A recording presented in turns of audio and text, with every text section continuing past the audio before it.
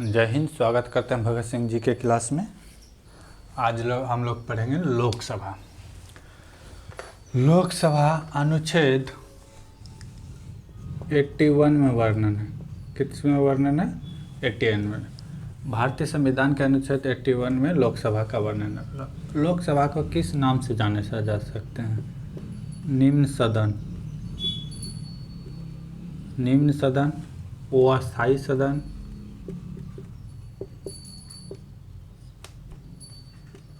सदन, जनता का सदन,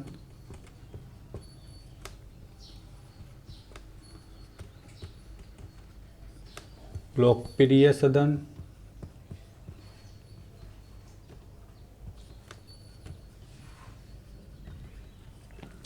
ये विभिन्न नामों से हम लोग लोकसभा को जानते हैं। निम्न सदन, अस्थायी सदन, जनता का सदन, लोकप्रिय जनसंसद।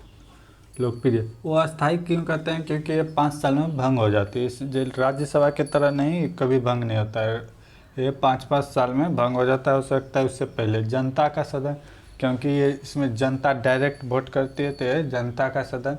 लोकप्रिय सदन क्योंकि ये सभी जनता के द्वारा चुन के आते हैं डायरेक्टली, इसीलिए लोकप्रिय सदन कहते हैं। अब आते हैं इसकी संरचना के बारे में। लोकसभा में 552 सीट मैक्सिमम रखा गया है, लेकिन वर्तमान में 545 सीट ही आते हैं। ठीक है, वर्तमान में कितने सीट आते हैं? 545।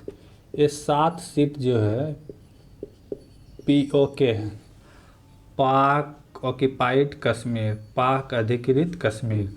जो कश्मीर का पार्ट है वो पाकिस्तान के कब्जा में, वो 7 सीट वहाँ से आता है, जहाँ कि अभी तक चुनाव नहीं हुआ है।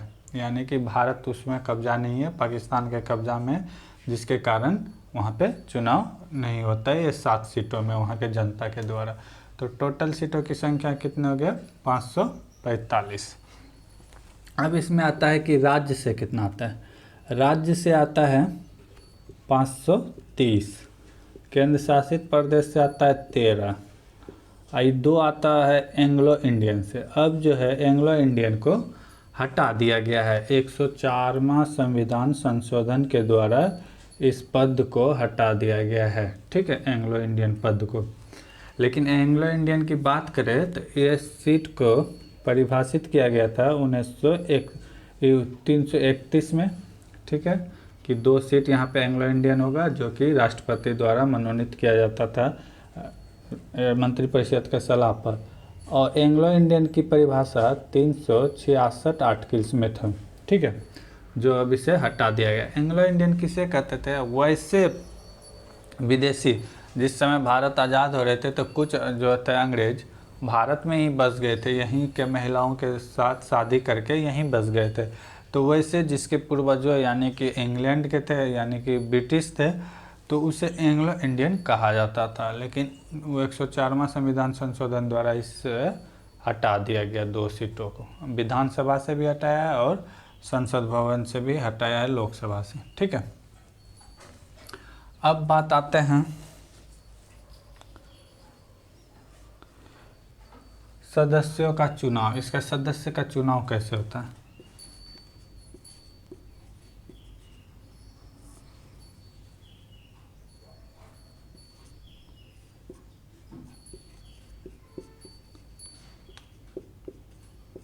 इसके सदस्य का चुनाव कैसे होता है? इसे जनता प्रत्यक्ष रूप से चुनती है।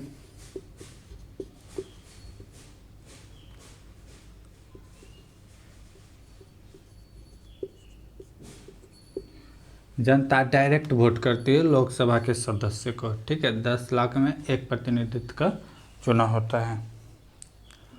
दूसरा क्या करता है? सार्वभौमिक मताधिकार। सार्वभौमिक मताधिकार का मतलब क्या है? वो भारतीय जिसका उम्र 18 वर्ष हो गया है वो वोट डाल सकता है। प्रत्येक जिसका 18 साल हो चुका है वो वोट डाल सकता है।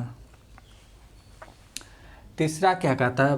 फर्स्ट पार्ट फर्स्ट वे, यानी कि इसमें एक पर जैसे मान लीजिए 4 उम्मीदवार है, 1 2 3 4, इसको 20 वोट है, इसको 15 वोट है, इसको 23 वोट है, इसको 24 वोट है।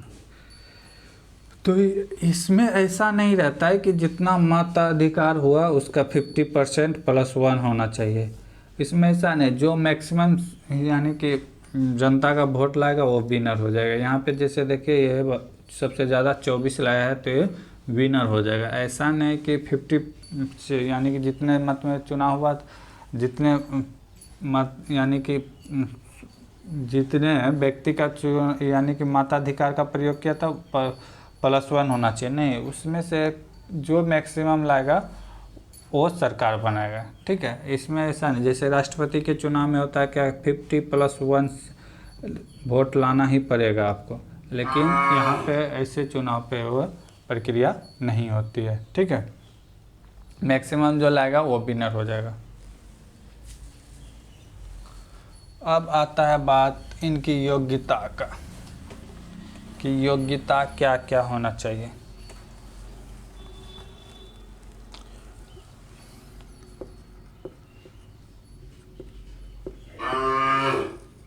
योग्यता क्वालिफिकेशन, पहला तो भारत का नागरिक होना चाहिए।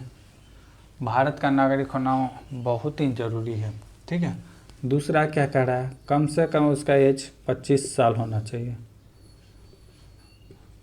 25 साल होना चाहिए। ठीक है, तीसरा क्या कह रहा है, कोई लाभ के पद पर ना हो,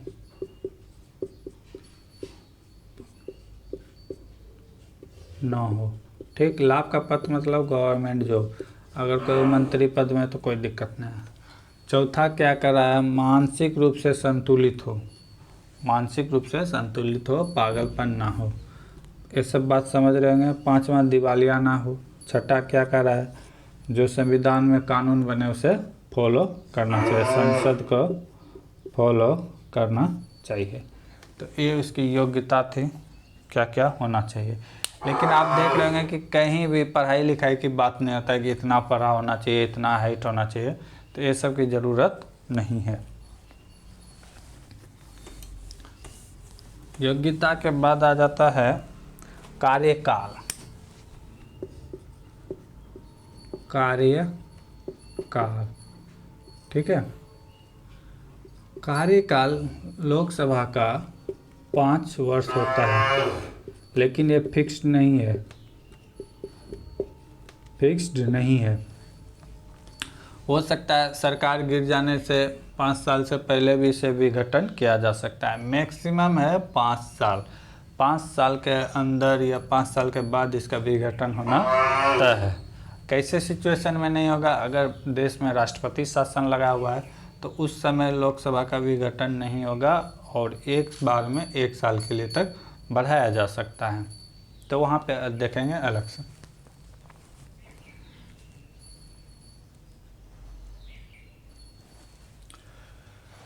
कार्यकाल 5 साल का होता है। अगर इसे समय से पहले अगर विघटित किया जाए तो इसका वर्णन आर्टिकल 85 में है। राष्ट्रपति इसका विघटन कर सकता है, अगर सरकार वो प्रस्ताव यानी बिल पास नहीं कर पाए तो इसे विघटन किया जा सकता है। अनुच्छेद 85 के तहत राष्ट्रपति कर सकते हैं। किनके कहने पर, तो प्रधानमंत्री के कहने पर इसे 5 साल से पहले भी विघटित किया जा सकता है।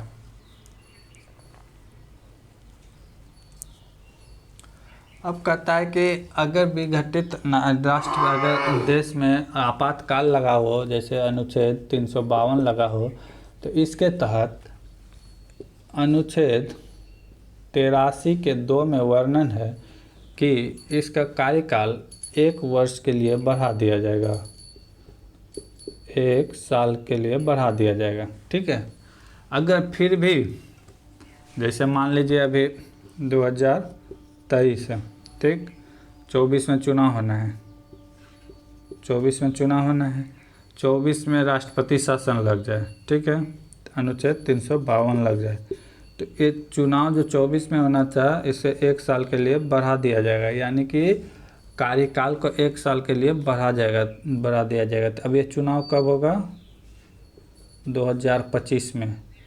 अब 2025 में भी राष्ट्रपति शासन ही है, यानी ख़त्म नहीं हुआ, तो फिर इसे 1 साल के लिए बढ़ा दिया जाएगा, यानी कि 2026 तक। एक बार में 1 ही साल तक बढ़ा सकते हैं, मैक्सिमम आप जितना बार लगा, जब तक राष्ट्रपति शासन रहेगा ये बढ़ते जाएगा, ठीक है।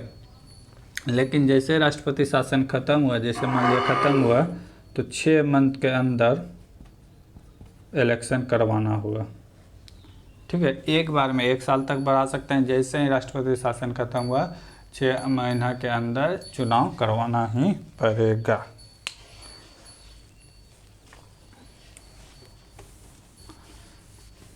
और एक बात जान लेते हैं, जब 42वां संविधान संशोधन हुआ था 1976 में, उस समय भारत की प्रधानमंत्री इंदिरा गांधी थी, तो लोकसभा का कार्यकाल 5 वर्ष से बढ़ाकर 6 वर्ष कर दिया था, ठीक है, कि भारत का जो लोकसभा का कार्यकाल होगा 6 वर्ष होगा। लेकिन 44वें संविधान संशोधन 1978 के द्वारा, जब बीजेपी की सरकार आई थी, गैर कांग्रेसी मोरारजी देसाई, तो इसे फिर 5 वर्ष कर दिया, ठीक है। तो ये बात, थोड़ा सा बात जान जाते हैं पीछे का। जब लोकसभा का जिस दिन बैठक हुआ था वो था 13 मई 1952, ठीक है। पहली बार आम चुनाव हुआ था 1951-52 में, ठीक है। 51-52 क्यों कहते हैं, क्योंकि अक्टूबर नवंबर में चुनाव स्टार्ट हुआ था और मार्च में कंप्लीट हुआ था, ठीक है। इसीलिए इसे 51-52 कहते हैं कि लोकसभा का चुनाव कब हुआ था पहली बार, तो 51-52, क्योंकि अक्टूबर में स्टार्ट हुआ था, मार्च में हुआ था ख़त्म। अप्रैल में जाके सरकार का गठन हुआ था, लेकिन 13 मई को प्रथम बैठक हुआ था। उस समय लोकसभा का जो सीट था 545 नहीं था, 489 था, ठीक है। कितना में था चुनाव, 489। उस समय के सबसे बड़े पार्टी जो थे कांग्रेस थे, और सेकेंड पार्टी थे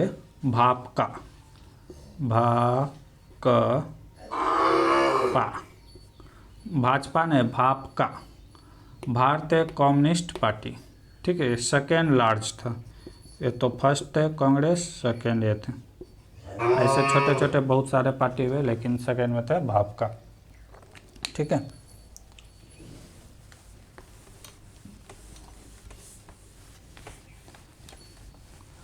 अब बात करते हैं अध्यक्ष उपाध्यक्ष, लोकसभा के अध्यक्ष और उपाध्यक्ष। अध्यक्ष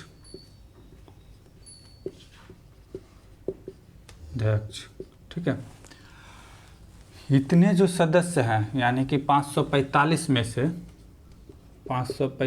में से ही लोकसभा का सदस्य अपने में एक को अध्यक्ष और एक को उपाध्यक्ष चुन लेता है, ठीक है। अध्यक्ष का काम क्या होता है, लोकसभा को सुचारू रूप से चलाना, ठीक है। जितने भी सदस्य हैं उसे बारी बारी से, यानी कि डिसिप्लिन मेंटेन कराना, एक के बाद एक को बोलने का मौका देना। अगर सभी एक ही बार खड़ा होकर बोलेंगे तो फिर कार्यकाल नहीं चल पाएगा, बाधित हो जाएगा। तो ये अध्यक्ष का काम वही होता है। अब आता है इस्तीफा देने की बात। तो अध्यक्ष अगर इस्तीफा देगा तो उपाध्यक्ष को देगा, और उपाध्यक्ष अगर इस्तीफा देगा तो अध्यक्ष को देगा। लेकिन राज्यसभा में ऐसा नहीं था, ठीक है। दोनों यहीं के सदस्य होते हैं। इसका काम क्या होता है, अगर ये कहीं नहीं है तो ये कार्य करेंगे। अगर ये दोनों ही एब्सेंट हैं तो राष्ट्रपति के सहयोग से इसमें जो जितने सदस्य बचे हुए हैं, इसी में से कोई एक प्रमोट स्पीकर बन के आएगा। अध्यक्ष की यानी कि शक्ति का जो वर्णन है अनुच्छेद 93 से लेकर 97 के बीच है, ठीक है। 93 में तो लोकसभा का अध्यक्ष होगा, एक अध्यक्ष होगा। अब बाकी इसके पास कितने शक्ति हैं तो 93 से लेकर 97 तक में वर्णन है।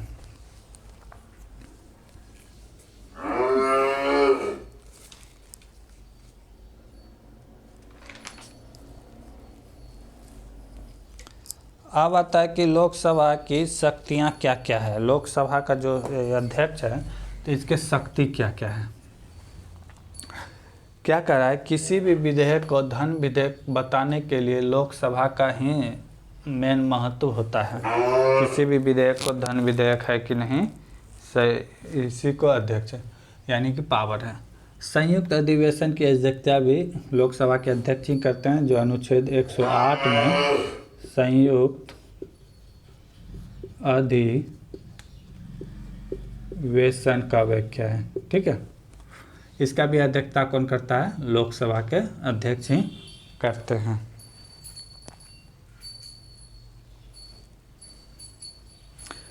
और लोकसभा का अधिकार है कि अगर ये जितने भी सीट हैं, यहाँ पे जितने भी हैं, अगर इसका वोटिंग किसी भी बात पर 50-50 हो जाए, ठीक है, मान ले पक्ष और विपक्ष में यानी बात बराबर, कोई भी बिल पास होने के लिए 50 आदमी का यस है, 50 आदमी का नो है, तो ऐसे सिचुएशन में लोकसभा के अध्यक्ष अपना बहुमूल्य वोट दे के इसका निर्णय कर सकता है। तो ऐसे ही सिचुएशन में वो जब करेंगे, जब वो 50-50 में फंसेंगे, तो लोकसभा अपना वोट दे के किसी एक पक्ष का हाँ या ना में दे के उसको पारित कराएगा। लेकिन ऐसे साधारणतः इसको वोट देने का अधिकार नहीं है। जब इस तरह का मामला फंसेगा तभी वो अपना वोट दे सकते हैं। उपाध्यक्ष और अध्यक्ष के यही थे कार्य। अब आते हैं हटाने का पाठ, कि लोकसभा का जो अध्यक्ष है, अध्यक्ष, इसे हटाया कैसे जा सकता है। इसे हटाने का प्रस्ताव लोकसभा के जितने भी सदस्य हैं, लोकसभा के जितने सदस्य हैं, सभी को मिल के पारित करना होगा कि अध्यक्ष को हटाया जा सकता है। ऐसे तो ये अपने से इस्तीफा दे सकता है, लेकिन अगर ऐसा नहीं करता है तो जितने भी लोकसभा के सदस्य हैं, पक्ष विपक्ष, सबको मिलकर पारित कराना ही होगा, तभी ये लोकसभा का अध्यक्ष हट सकता है। ऐसे एक बार आया था जीबी मलंकर के खिलाफ, जीबी मलंकर, ठीक है, लेकिन ये पारित नहीं हो सका था, पारित नहीं हो सका था। जीबी मलंकर जो पहले लोकसभा के अध्यक्ष थे, लेकिन बाद में ये अपने कार्यकाल में ही इसकी मौत हो गई थी। ठीक है, जो ऐसे लोकसभा के अध्यक्ष हुए जो अपने ही कार्यकाल में मौत हो गए, एक थे जीएमसी जयकर, ठीक है, जीएमसी जयकर, और दूसरा जीबी मलंकर के पद पर रहते हुए इसकी डेथ हो गई।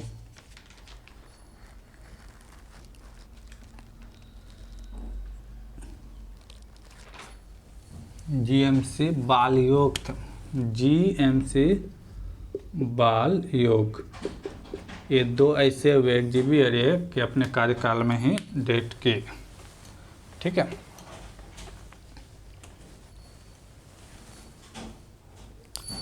अब आता है कि आरक्षण का सिस्टम है लोकसभा में। आरक्षण, राज्यसभा में कोई प्रकार का आरक्षण नहीं था कि ये सीटों के लिए ऐसा होगा, लेकिन लोकसभा में आरक्षण का व्यवस्था है। अनुच्छेद 330 और 331 में वर्णन है कि 30 और 31, ठीक है, लोकसभा में कहा जाता है कि 330 में कहा जाता है कि अनुसूचित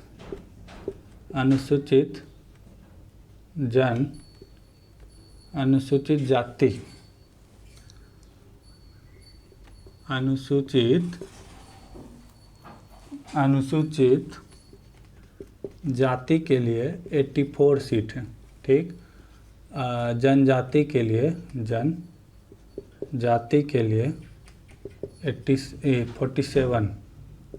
47 सीट है।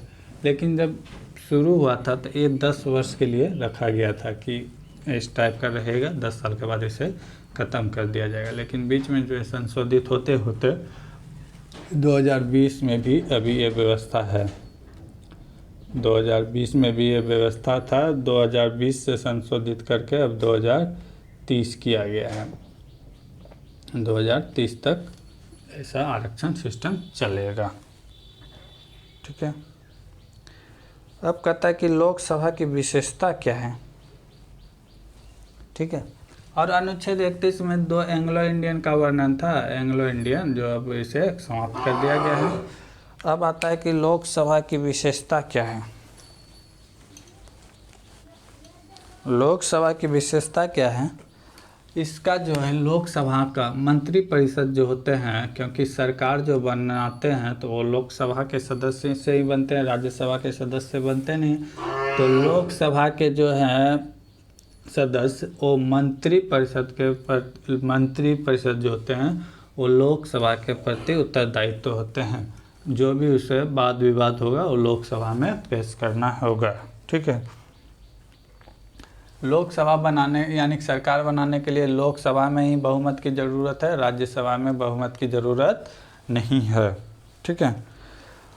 कोई धन विधेयक है कि नहीं, ये सिर्फ लोकसभा में जाएगा, राज्यसभा से इसे राज्यसभा में जाएगा लेकिन वो मात्र 14 दिन तक रोक सकते हैं। ठीक है। हाँ भी बोलेगा तो भी ठीक है, ना भी बोलेगा तो भी ठीक है, धन विधेयक बनेगा। अनुच्छेद 110 में धन विधेयक का वर्णन है। क्या कह रहा है, अविश्वास प्रस्ताव सिर्फ लोकसभा में पेश किया जाता है। अविश्वास प्रस्ताव क्या होता है, विपक्षियों को जब लगता है कि जो वर्तमान सरकार है वो जनता के विश्वास पे खड़े नहीं उतरते हैं तो उसके लिए एक चुनाव कराया जाता है। जितने भी सदस्य वहाँ पे प्रेजेंट होते हैं, जिसका 50+1 होना, यानी कि जो मंत्री है जिसका सरकार है 50+1 सीट लाना जरूरी होता है और ये सिर्फ लोकसभा में ही पेश किया जाता है। ठीक है। अब कुछ बातें हैं, जैसे लोकसभा की सदस्यता आपकी रद्द किया जाएगा अगर आप चुनाव लड़ते हैं और टोटल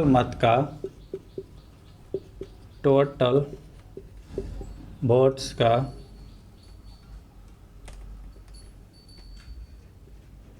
1/6 पार्ट नहीं लाते हैं।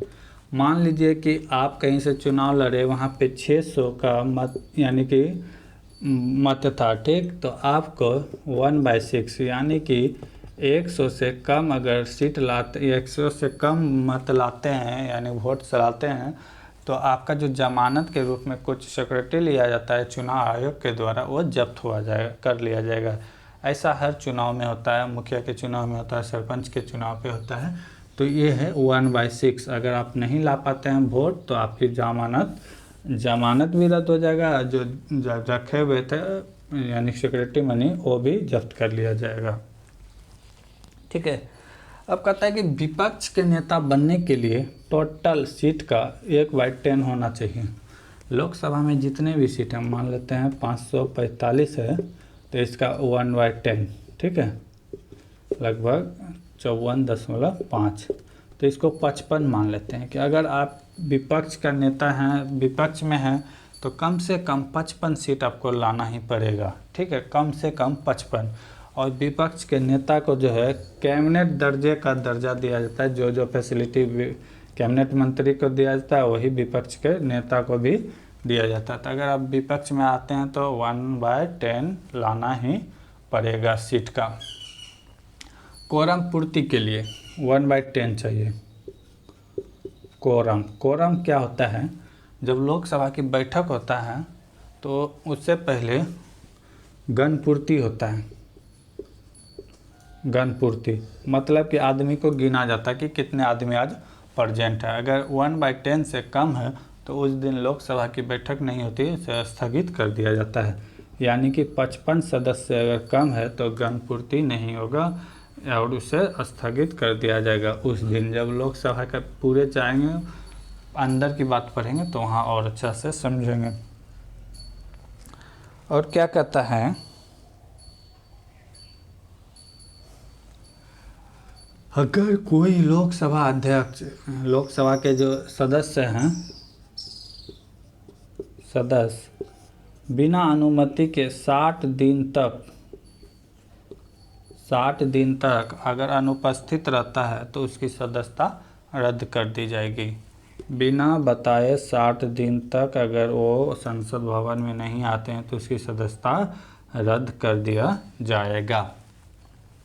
ऐसे लोकसभा की बैठक साल में कम से कम 2 बार होना चाहिए, कम से कम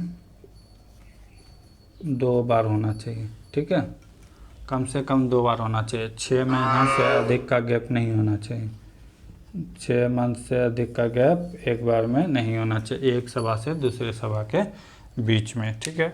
इसकी बैठक जो है कौन आह्वान करते हैं, तो राष्ट्रपति करते हैं। ये सारा बात अब अगले क्लास में जानेंगे, तब तक के लिए जय हिंद।